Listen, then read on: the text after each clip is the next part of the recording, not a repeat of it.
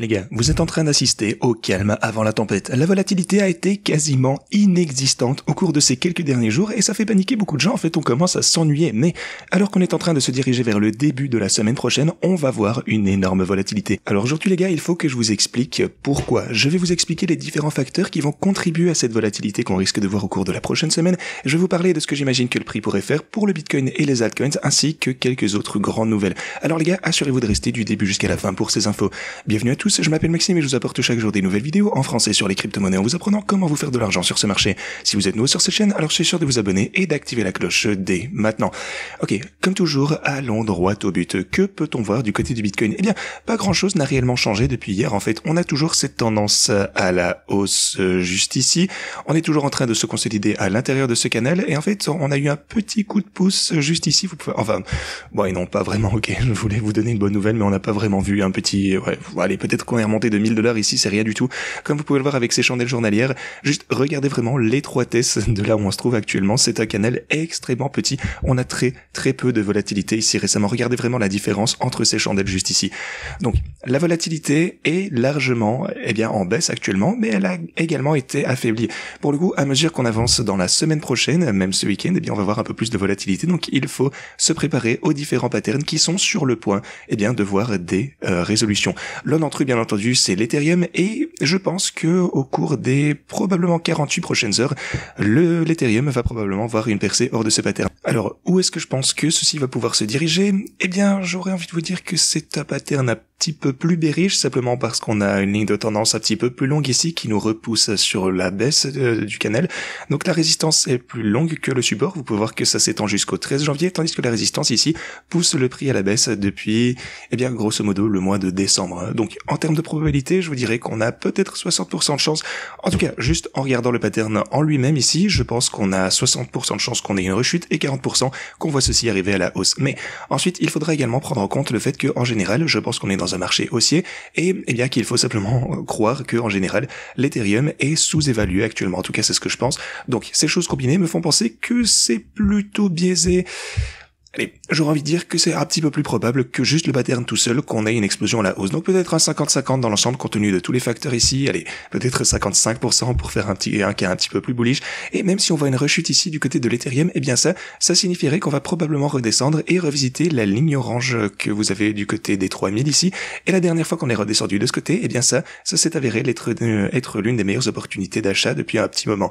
Donc j'aurai des ordres d'achat qui seront prêts ici. Bien entendu, mes stratégies de trading achèteront automatiquement sur le chemin de la baisse quoi qu'il arrive, mais si jamais on redescend ici, j'imagine simplement que ce sera une bonne opportunité d'achat parce que je pense que en général, même si on s'éloigne un petit peu de ce pattern ici, je pense toujours qu'on est dans un bull market et je pense toujours que l'Ethereum va bien se comporter. Maintenant voilà le truc, beaucoup d'autres altcoins vont suivre l'Ethereum. Ça, il va falloir être prudent. Si l'Ethereum connaît un gros mouvement à la hausse, une grosse partie du reste du marché des cryptos va également faire de même. Si on voit un mouvement à la baisse, le reste du marché des crypto-monnaies et en particulier les cryptos axés sur Ethereum, il y a vraiment beaucoup de cryptos qui sont vraiment basés sur l'Ethereum et en quelque sorte qui sont intégrés à l'écosystème de l'Ethereum, si vous voyez ce que je veux dire.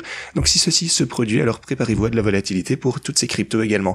Et je vous parlerai également de certains catalyseurs potentiels ici concernant les raisons pour lesquelles on pourrait voir une certaine volatilité à l'avenir. Alors tout d'abord, parlons rapidement du Dogecoin. Doge est également toujours en hausse de ce côté.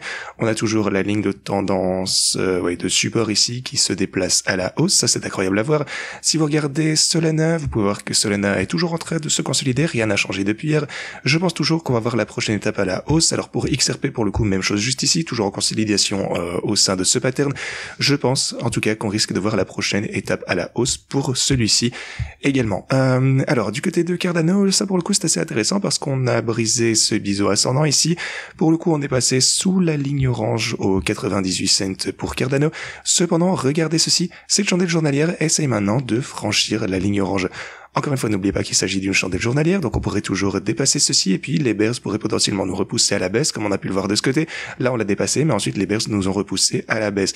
Donc, les bulls vont vraiment tenter de nous offrir une belle poussée ici. Tout d'abord, on a la ligne orange aux 98,5 cents. Ensuite, vous avez le précédent support ici, qui est maintenant devenu une résistance, qui est actuellement aux alentours des $1. Bah non, en fait, $1 exactement. Même niveau psychologique d'ailleurs, donc gardons un œil attentif sur ceci pour Cardano. Mais hors de tous les altcoins ici, Cardano, c'est vraiment celui qui fait face, j'ai envie de dire, à une résistance un peu plus importante. Donc, Eh bien, à part ceci, tout semble toujours se présenter pas trop mal pour les altcoins majeurs ici, à mon avis. Ceci dit, parlons en vitesse des stratégies de trading avant que je vous parle de la grosse volatilité qu'on risque de voir au courant de la semaine prochaine. Alors, les marchés traditionnels, soit dit en passant, sont un all-time high, ouais, effectivement. Donc, le S&P 500, eh bien, alors, est-ce que c'est un niveau record? Attendez, attendez, ça, je sais pas trop ce que c'est, ça. Attendez, laissez-moi faire ceci. On va essayer de localiser ça. Ouais, effectivement, c'est un hauteur. Ouais, on est aux alentours du all-time high. Attendez, si je prends ça sur le corps de chandelle, oui, on vient en fait plus ou moins d'atteindre le nouveau all-time high pour le coup. Je pense qu'on vient juste de l'atteindre maintenant, donc c'est une bonne chose pour les marchés traditionnels, bien sûr.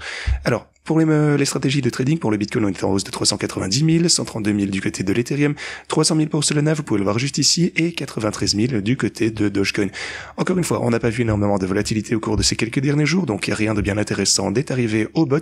Il n'y aura pas de grosse différence avec les stratégies de trading. On continue bien sûr à avoir de l'action latérale, et même si elle est faible, l'action latérale, la latéralisation que vous voyez dans ce domaine est, eh bien, au moins prise en considération par les bots, ça rapporte un tout petit peu d'argent, même si c'est pas beaucoup bien sûr. Donc voilà, vous allez voir bien sûr bientôt plus de volatilité. Alors, Cardano en annualisé, ça nous donne 650%. Annualisé pour XRP, on est à 1500%, et je pense vraiment que je vais faire une autre vidéo pour Cardano, les gars. Alors, si vous êtes intéressé au sujet de Cardano, assurez-vous de vous abonner et d'activer la cloche dès maintenant. Après Cardano, je ferai sûrement une grosse vidéo sur les altcoins, et là, il faut vraiment que je passe en revue un élément clé qui s'est en fait produit hier. Mais vous savez quoi, il y a d'ailleurs plusieurs choses, mais vraiment une chose importante qui a changé hier et qui va coûter, eh bien, un certain nombre de cryptos, eh bien, à mon avis, de voir des résultats très très intéressants prochainement.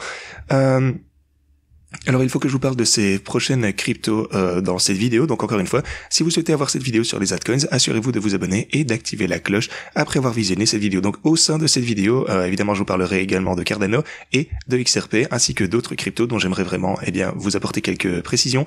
Grosse percée réglementaire hier, donc ça va être extrêmement important et on va en parler dans cette fameuse vidéo. Quoi qu'il en soit, pour le défi du x100, alors comment est-ce que c'est en train de se passer? On est à environ 4000 $ de bénéfices, 3877, plus 200 ici, donc on va dire environ 4000 $ de bénéfices. On n'a pas vu énormément de volatilité au cours de ces 2 derniers jours, donc l'algorithme n'a pas réalisé beaucoup d'argent, mais au moins, il fait quelque chose, c'est mieux que de holder une position longue, voilà, pas beaucoup, mais dans l'ensemble, on a réalisé 40% de bénéfices depuis qu'on s'est lancé dans notre défi du x100. Voilà, si vous souhaitez vous impliquer dans ces stratégies de trading pour les altcoins ou pour le Bitcoin, ou bien sûr ce défi du x100, assurez-vous de vous rendre en description de cette vidéo. Avant de voir la prochaine grande avancée pour le coup, vous pouvez réellement commencer ces bots de trading. En soi, plus l'entrée sera basse, bien sûr, plus les stratégies vont voir de bonnes performances. Et vous avez également le tutoriel sur la stratégie juste ici, le défi du x100. Si vous souhaitez juste utiliser ceci, vous avez tout d'abord le lien Bionex. Inscrivez-vous en utilisant ce lien. Ensuite, vous pouvez réclamer les bonus avec ce lien ici. Puis vous avez le bot Bitcoin, ainsi que le défi du x100 de ce côté. Vous avez Ethereum, Solana et Doge.